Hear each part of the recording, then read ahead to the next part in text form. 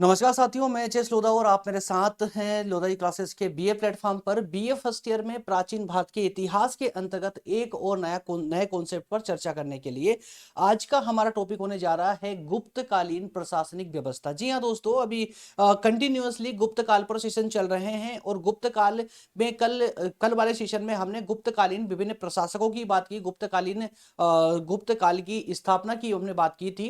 लेकिन आज के सेशन में हम बात करने वाले हैं उससे आगे वाले पार्ट की, दैट मींस कि गुप्त काल में प्रशासनिक व्यवस्था किस प्रकार से संचालित की जा रही थी। साथ ही साथ में हम जानेंगे कि गुप्त साम्राज्य के पतन होने के पीछे क्या कारण उत्तरदायी थे।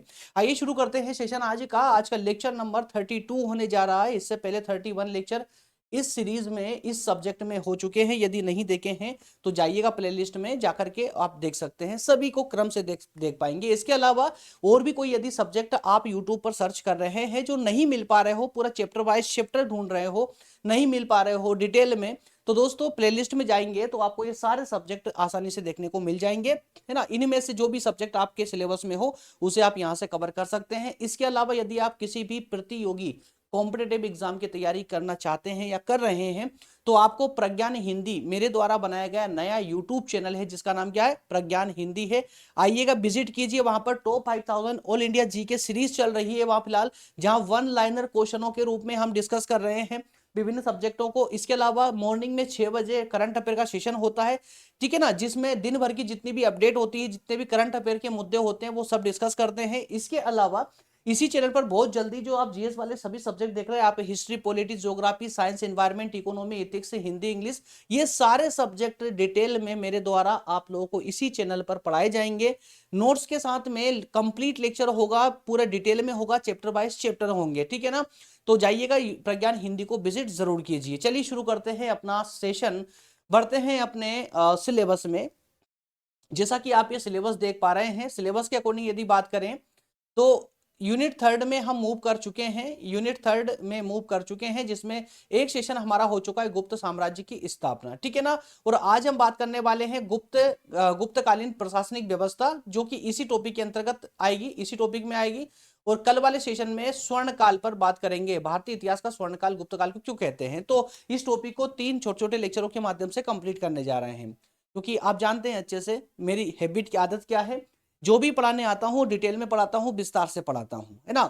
समय का कोई बंधन नहीं है इस चैनल पर, ठीक है। तो सेशन लंबा भी हो सकता है और मैक्सिमम भी सेशन हो सकते हैं, मैक्सिमम टॉपिक भी हो सकते हैं। ऐसा नहीं है कि 10 या 15 लेक्चरों में सब्जेक्ट को खत्म करना मेरा उद्देश्य नहीं होता, बल्कि मेरा उद्देश्य होता है कि जो सब्जेक्ट को मैं पढ़ा रहा हूं पूरे डिटेल में पढ़ाऊंगा आप लोगों को। चलिए शुरू करते हैं, बढ़ते हैं टेबल ऑफ कंटेंट में। टेबल ऑफ कंटेंट में 4 पॉइंट हमें यहाँ देखने को मिलेंगे। सबसे पहले व्याख्या पर बात करेंगे, उसके बाद में केंद्रीय शासन व्यवस्था पर बात करेंगे, उसके बाद प्रांतीय शासन व्यवस्था पर, और अंतिम रूप से बात करने वाले हैं पतन की, ठीक है। गुप्त साम्राज्य का पतन क्यों हुआ उसके विभिन्न कारण जानेंगे। तो आइए एक एक करके इनको डिस्कस करना प्रारंभ करते हैं। 2 प्रश्न हैं इसी टॉपिक के संबंध में, पढ़ लीजिएगा डिस्क्रिप्शन से 2 नोट्स डाउनलोड करके। सबसे पहले बात करते हैं व्याख्या की। तो व्याख्या के अंतर्गत क्या लिखना है दोस्तों, दरअसल हम टॉपिक क्या है हमारा आज का, गुप्त काल की प्रशासनिक व्यवस्था। मतलब क्या हुआ कि गुप्त काल में जितने भी शासक रहे हैं उन्होंने या उनके समय में किस प्रकार की शासन व्यवस्था रही है ना। तो शासन व्यवस्था की हमें चूंकि बात करना है तो उससे संबंधित जो भी अभिलेख होंगे या कहीं की जो भी स्रोत होंगे, उन स्रोतों के आधार पर ही, उन सोर्सेस के आधार पर ही गुप्त काल की प्रशासनिक व्यवस्था को हम जान पाएंगे।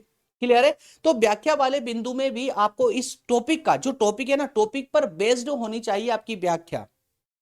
यहां पर किसी शासक, स्पेशल किसी शासक का उल्लेख नहीं करना है, यहां पर किसी स्पेशल किसी स्थिति का उल्लेख नहीं करना है, आपको कंप्लीटली शासन व्यवस्था की बात करनी है व्याख्या वाले बिंदु में। जैसे कि देखिए, गुप्तकालीन शासन व्यवस्था पर समकालीन अभिलेखों व साहित्यिक स्रोतों से विस्तृत प्रभाव पड़ा है, प्रकाश पड़ा है। मतलब ये कि गुप्तकालीन शासन व्यवस्था की जानकारी हमें उस समय के अभिलेख और साहित्यों से विशेष रूप से जानकारी प्राप्त हुई है। गुप्तकालीन शासन व्यवस्था की जानकारी हमें उस समय के अभिलेख और साहित्यों से प्राप्त हुई है, और इन्हीं जो यही जो स्रोत थे, अभिलेख और साहित्य, इनसे हमें पता चलता है कि गुप्त शासकों ने अपने विशाल साम्राज्य में अत्यंत सुदृढ़ शासन की स्थापना करके अपनी विजयों को स्थायी बनाया था। जो जो भी उन्होंने विजय हासिल की थी, जिन क्षेत्रों को उन्होंने जीता था, उनको स्थायी बनाया था। गुप्त राजाओं ने अपने पूर्वगामी मतलब अपने से पहले वाले शासकों की शासन पर व्यवस्था को अपनाते हुए उसे समय के हिसाब से परिवर्तन करते गए और उसे और स्थायित्व रूप देते चले गए। इस प्रकार से गुप्त शासकों ने गुप्त साम्राज्य को एक सुदृढ़ राज्य के रूप में स्थापित किया था। क्लियर है? बस इतना कंटेंट व्याख्या के रूप में देना होगा। आइए अब जरा हम बात करते हैं कि गुप्त काल में केंद्र स्तर की शासन व्यवस्था किस प्रकार की थी। क्योंकि दोनों स्तर की हमें बात करना होगा, क्योंकि गुप्त काल में भी केंद्र और प्रांत स्तर की दो प्रकार की शासन व्यवस्थाएं हुआ करती थी। तो पहले हम बात करेंगे केंद्रीय स्तर की शासन व्यवस्था की। तो केंद्रीय स्तर की शासन व्यवस्था के अंतर्गत सुनिए, प्रारंभिक गुप्त शासकों की विजयों के परिणाम स्वरूप ही, ध्यान से सुनते चलिएगा, एक एक पॉइंट बहुत इंपॉर्टेंट है, काम का है आपका। प्रारंभिक जो गुप्त शासक रहे हैं जैसे चंद्रगुप्त प्रथम, समुद्रगुप्त, चंद्रगुप्त द्वितीय, है ना, ये जो प्रारंभिक शासक रहे हैं, इन्होंने जो विजय हासिल करके गुप्त साम्राज्य को समृद्ध बनाया, विस्तार प्रदान किया, मतलब कि गुप्त साम्राज्य को विशाल साम्राज्य में परिवर्तित किया, है ना। तो उसका ही परिणाम स्वरूप उस समय में गुप्त साम्राज्य पूर्वी समुद्र से लेकर पश्चिमी समुद्र तक तथा हिमालय से लेकर के नर्मदा नदी तक जो है इनका साम्राज्य विस्तार हो चुका था। कब?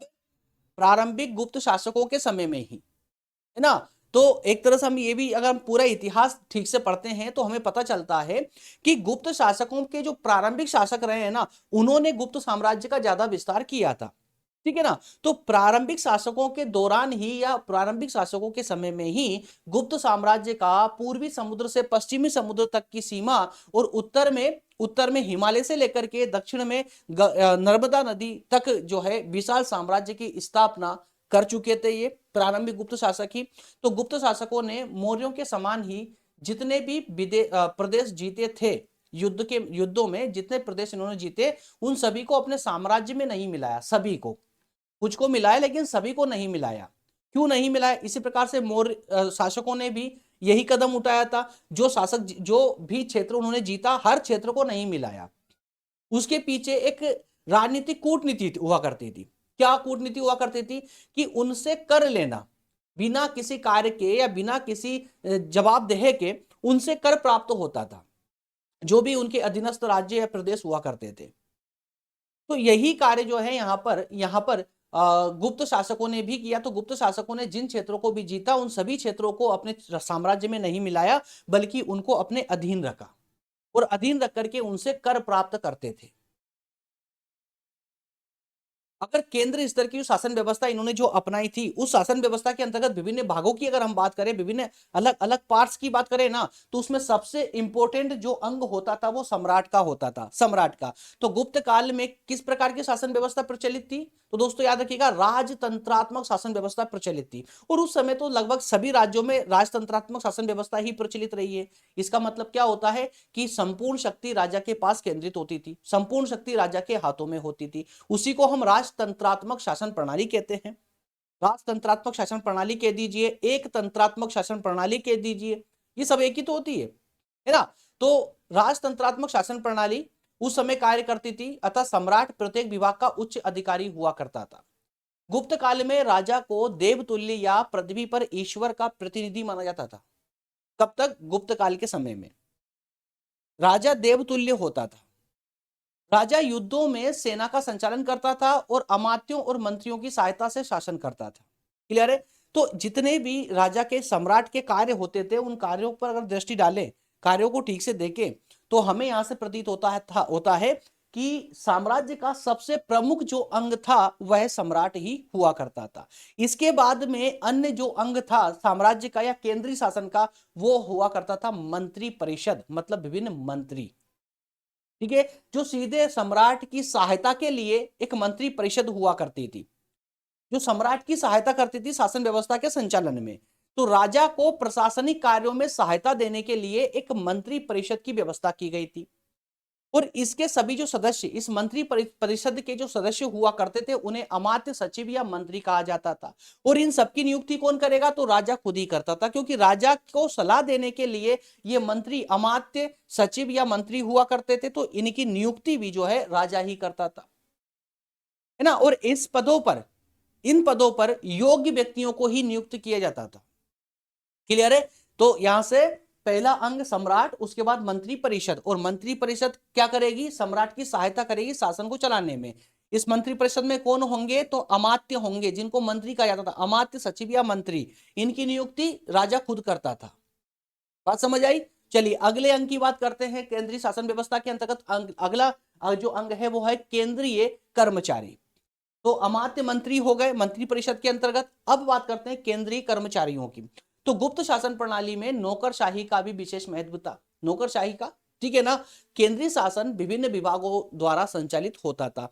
अब देखिए, राजा की सहायता के लिए मंत्री परिषद हुआ करती थी, तो इसका मतलब ये तो नहीं है ना कि मंत्री परिषद खुद ही देश का संचालन कर लेती थी। फिर उसके अंदर भी कुछ अलग परिषदें होंगी, विभाग होंगे। तो उन्हीं विभागों की हम बात कर रहे हैं कि केंद्रीय शासन को चलाने के लिए, पूरे शासन व्यवस्था को चलाने के लिए, पूरे विशाल साम्राज्य को चलाने के लिए, पूरा साम्राज्य जो है ना छोटे छोटे विभागों में बटा हुआ था, छोटे छोटे विभागों में बटा हुआ था, ठीक है। और इन विभागों के जो अध्यक्ष या पदाधिकारी होते थे, पदाधिकारी, उनको अध्यक्ष, ठीक है, अध्यक्ष जो है उच्च पदाधिकारी होते थे। ये कुछ भी कह लीजिए, इन विभागों के या तो जो अध्यक्ष हैं, अध्यक्ष होंगे या फिर उच्च पदाधिकारी होंगे। और अन्य जो केंद्रीय कर्मचारियों में प्रमुख जो होते थे वो सर्वाध्यक्ष, समझिएगा यहां पर, ठीक है, महाप्रतिहार, सेनापति, है ना, महासेनापति, दंडपाशिक, गोलमिक, शाल्किक, ठीक है, ध्रुवाणीकर आदि ये अन्य कर्मचारी हुआ करते थे। तो कहने का अर्थ यह है कि जो केंद्र स्तर के जो कर्मचारी हुआ करते थे, उन केंद्रीय स्तर के कर्मचारियों में कौन कौन होंगे दोस्तों? तो याद रखिएगा, जो केंद्रीय शासन जो अलग अलग छोटे छोटे विभागों में बटा हुआ था, उन विभागों के जो अध्यक्ष होंगे वो केंद्रीय स्तर के कर्मचारियों में शामिल होंगे। इसके अलावा और भी कई केंद्र स्तर के कर्मचारी हुआ करते थे, जैसे सर्वाध्यक्ष, महाप्रतिहार, महासेनापति, दंडपाशिक, गोलमिक, शाल्किक, ध्रुवाणीकर, ठीक है, आदि ये सब केंद्रीय स्तर के ही कर्मचारी हुआ करते थे, जो अपने अपने विभागों का संचालन करते थे। क्लियर है? इसके बाद में, इसके अंडर में, या कहें कि इसके बाद जो संगठन काम करता था या जो अंग काम करता था वो था सैन्य संगठन। क्या होता था? सैन्य संगठन। दोस्तों, गुप्त शासकों ने सैन्य शक्ति के आधार पर ही विशाल साम्राज्य की स्थापना की थी। याद रखिएगा, विशाल साम्राज्य की जो स्थापना कर पाए थे गुप्त शासक, किस आधार पर कर पाए थे? अपनी सेना की शक्ति के आधार पर। उन्हें, मतलब गुप्त शासकों को सेना की शक्ति का महत्व बहुत अच्छे से पता था। इसलिए प्रत्येक शासक ने अपनी सेना को सुदृढ़ करने पर हमेशा ध्यान दिया और सर्वाधिक खर्च भी किया उन पर। सेना का सर्वोच्च जो अधिकारी होता था वो कौन होगा दोस्तों? याद है आपको, एक तंत्रात्मक राज्य है तो सेना प्रमुख अंग होता है भाई किसी भी राज्य का। तो सेना का जो प्रमुख अधिकारी, सर्वोच्च अधिकारी होता था वो राजा ही होता था। और राजा ही युद्ध के समय सेनापति की भूमिका निभाता था। सेना का संचालन करेगा, सेना का नेतृत्व करेगा कौन? राजा ही करता था। क्लियर है? तो सेना के 4 अंग हुआ करते थे। हस्ती, मतलब हाथियों पे सवार सेना, अश्व, घोड़ों पर सवार होकर जो चलने वाले, और रथों पर सवार होकर चलने वाले, या पदाती मतलब पैदल चलने वाले। तो सेना के 4 अंग हुआ करते थे, हस्ती, अश्व, रथ और पदाती। क्लियर है? चलिए, इसके बाद में अन्य विभाग की बात करें तो एक विभाग हुआ करता था पुलिस विभाग। ठीक है, तो देश में आंतरिक शांति और सुरक्षा को बनाए रखने के लिए एक अन्य विभाग की भी स्थापना की गई थी, जिसे पुलिस विभाग कहा जाता था। इस विभाग का सर्वोच्च अधिकारी कौन होता था दोस्तों? तो केंद्र स्तर का कर्मचारी कौन होगा? दंडपाशिक। कौन होगा? दंडपाशिक। ठीक है ना, दंडपाशिक ही पुलिस विभाग का सर्वोच्च अधिकारी होता था। इस आधार पर आपने देखा, हमने 5 ऐसे अंगों की बात की है जो केंद्र स्तर के होते हैं। इसके अलावा बात कर रहे हैं जरा प्रांतीय स्तर के, कि प्रांतों के स्तर पर, मतलब राज्यों के स्तर पर किस प्रकार की व्यवस्था थी गुप्तों की, या गुप्त काल में गुप्त के शासकों की। तो दोस्तों, प्रांत स्तर पर माफ कीजिए, 2 पॉइंट और बचे हैं, इसके 2 पॉइंट और डिस्कस करते जा रहा है पहले, उसके बाद प्रांत स्तर पर आएंगे। केंद्रीय स्तर के और बचे हैं। केंद्रीय शासन व्यवस्था के अंतर्गत आय व्यय के साधन। तो आय व्यय के साधन के अंतर्गत, आय व्यय के साधन मतलब कि राज्य की आय कहां से होती थी? तो एक तो भूमि कर, प्रमुख स्रोत था आय का। ठीक है, भूमि कर। और ये भूमि कर जो था ना, दो प्रकार की भूमि हुआ करती थी। एक भूमि कर जो था ना, दो प्रकार का हुआ करता था। एक को कहते थे ऊपरी कर, क्या ऊपरी कर, और एक होता था उद्रंग।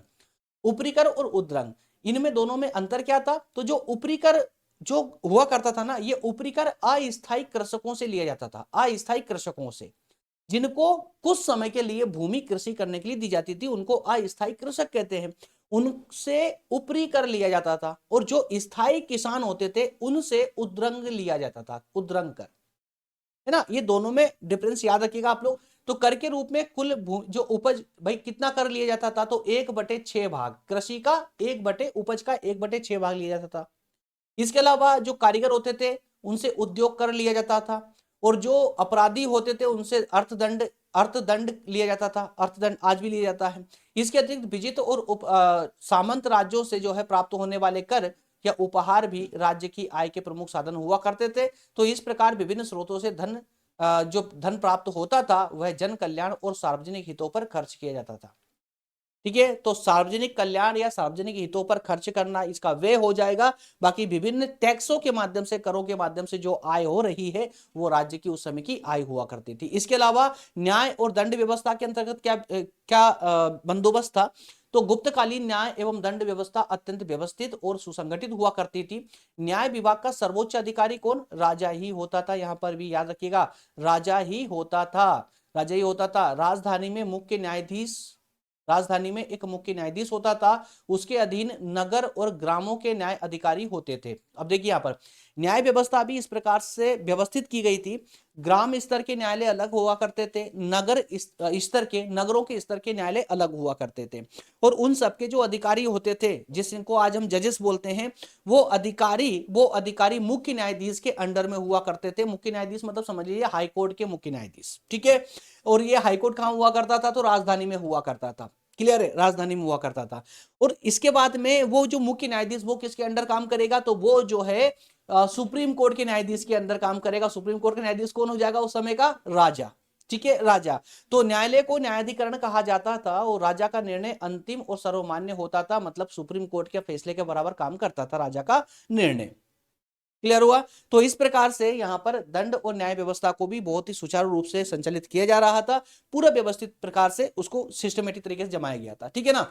इसके अलावा बात करते हैं प्रांतीय शासन व्यवस्था की। तो प्रांतीय शासन व्यवस्था के अंतर्गत प्रांतों का शासन कैसे संचालित होता था? तो प्रांतों को भी कुछ भागों में बांट रखा था। वहां के शासन व्यवस्था को चलाने के लिए कुछ अंगों का निर्माण किया गया था। जैसे एक उनमें से प्रमुख है भुक्ति। क्या होता? भुक्ति। क्या था ये भुक्ति? नाम थोड़े अजीब मिलेंगे क्योंकि प्राचीन इतिहास पढ़ रहे हो आप, तो नाम अजीब मिलेंगे एग्जैक्टली। ठीक है, गुप्त साम्राज्य बहुत विशाल था, बहुत बड़ा था, अतः प्रशासनिक सुविधा के लिए गुप्त साम्राज्यों को अनेक भागों में बांटा गया था। प्रत्येक प्रांत को भुक्ति, देश या भोग आदि कहा जाता था। ध्यान रखिएगा। ठीक है ना।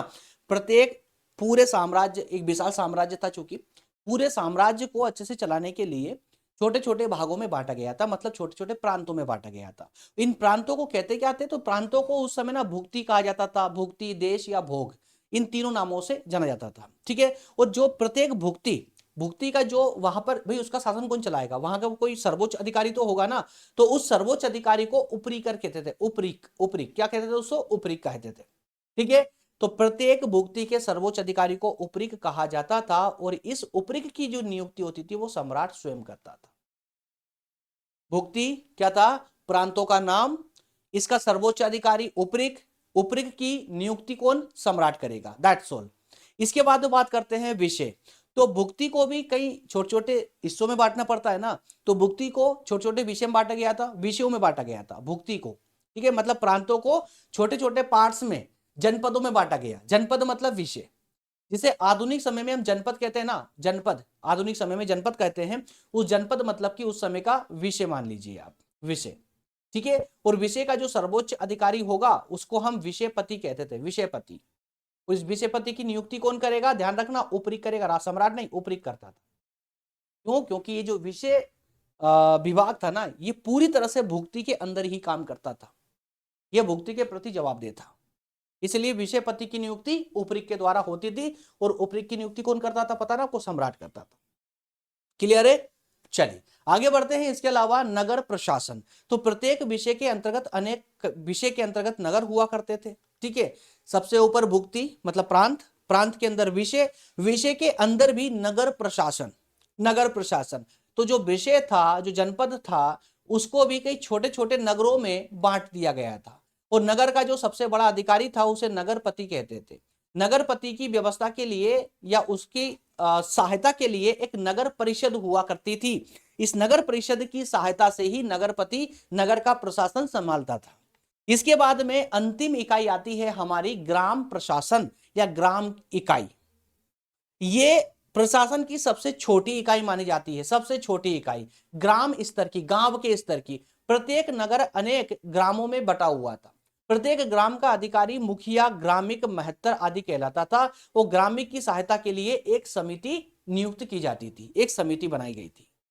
क्लियर है? तो इस प्रकार से प्रांतीय शासन व्यवस्था को भी आप अच्छे से समझ सकते हैं कि प्रांतीय शासन व्यवस्था के अंतर्गत जो प्रांत होता है, प्रांत को उस समय भुक्ति कहा जाता था। भुक्ति के अंदर विषय होता था, विषय के अंदर कई नगर प्रशासन होते थे, और नगर प्रशासन के अंदर कई ग्राम प्रशासन की इकाइयां हुआ करती थी।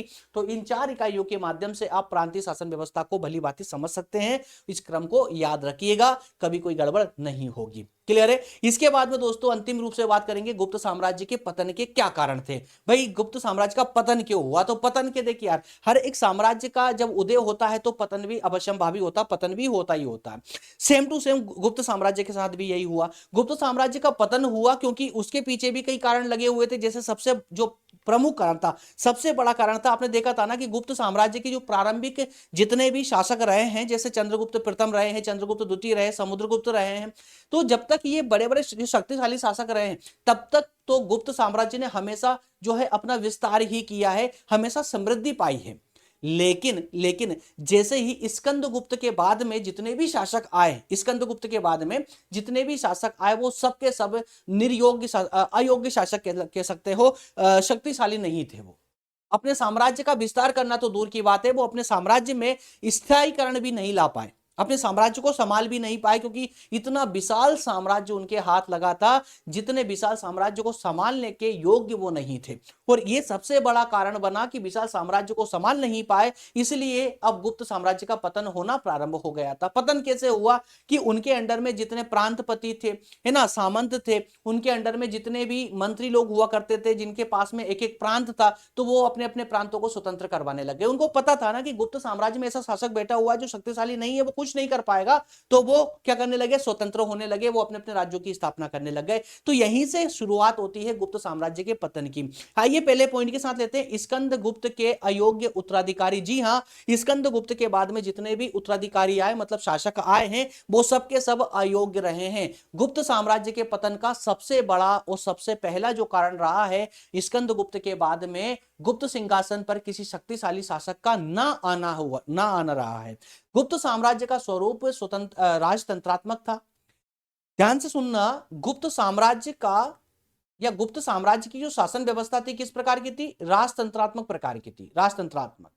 और इस प्रकार की शासन व्यवस्था में राज्य का विकास और पतन राजा की योग्यता पर निर्भर करता है, राजा की योग्यता पर निर्भर करता है। राज्य डूबेगा या उभरेगा, यह राजा की योग्यता पर निर्भर करता है। क्यों? क्योंकि संपूर्ण शक्तियां राजा के पास ही होती है ना, संपूर्ण शक्तियां राजा के पास होती है। तो इसी कारण से स्कंदगुप्त के बाद जितने भी शासक आए, मतलब स्कंदगुप्त के जितने भी उत्तराधिकारी आए, वो अयोग्य और निर्बल साबित हुए। इस कारण से गुप्त साम्राज्य का पतन होना प्रारंभ हो गया। इसके अलावा अन्य कारणों में भारी आक्रमण भी रहा है।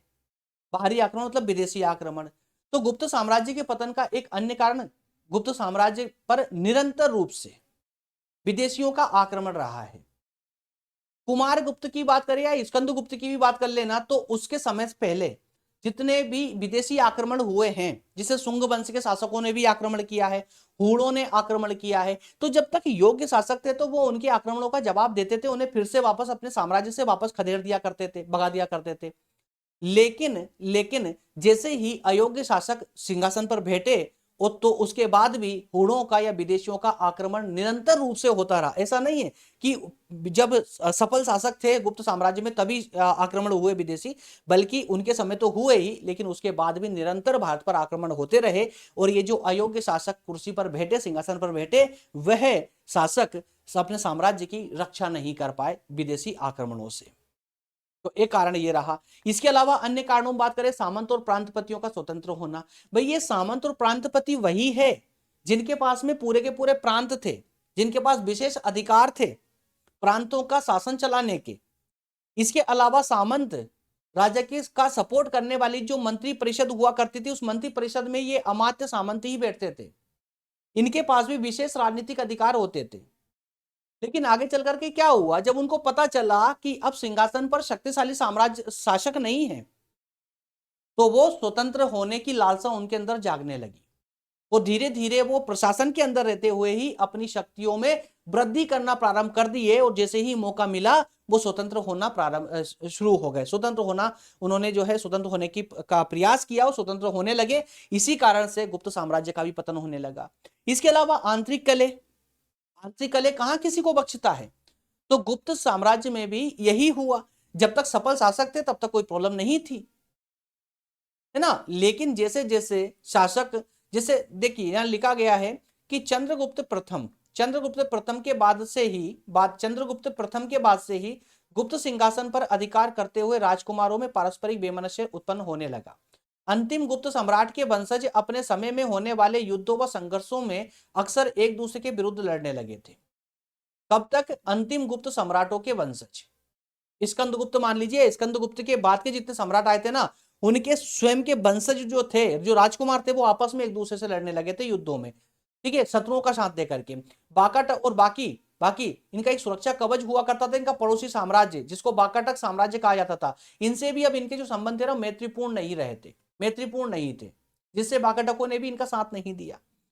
तो ये विभिन्न कारण थे इनके पतन के। इसके अलावा अन्य एक कारण और साम्राज्य की विशालता बड़ा कारण था। जैसा मैंने अभी थोड़ी देर पहले रिपीट किया था कि सिंहासन पर अयोग्य शासक आकर बैठ गया, जबकि उस समय भी शासन व्यवस्था किस पर चलती थी? एक तंत्रात्मक व्यवस्था पर चल रही थी, मतलब कि राजा ही सर्व प्रमुख था। और वही राजा अब अयोग्य था, शक्तिशाली नहीं था, बुद्धिमान नहीं था। तो ऐसी स्थिति में संभव नहीं था कि वो विशाल साम्राज्य की रक्षा कर पाए। और जब वो विशाल साम्राज्य की रक्षा करने के काबिल था ही नहीं, योग्य था ही नहीं, तो साम्राज्य का पतन होना तो स्वाभाविक था।